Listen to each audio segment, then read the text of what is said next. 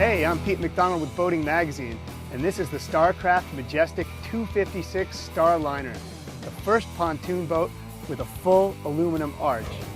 Our boat was powered with a 225 horsepower Yamaha VMAX SHO outboard with a 15 1/4 by 15 inch 3-bladed stainless steel prop, working through a 1.75 to 1 gear ratio.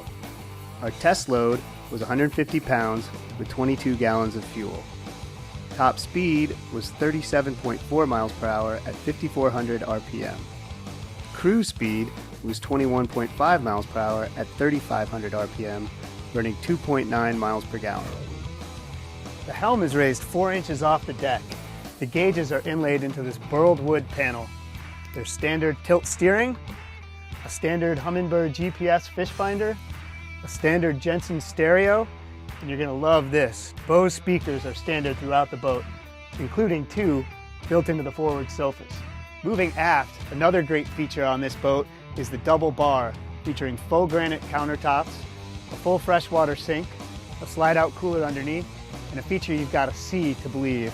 I press this button and a flat screen TV pops up.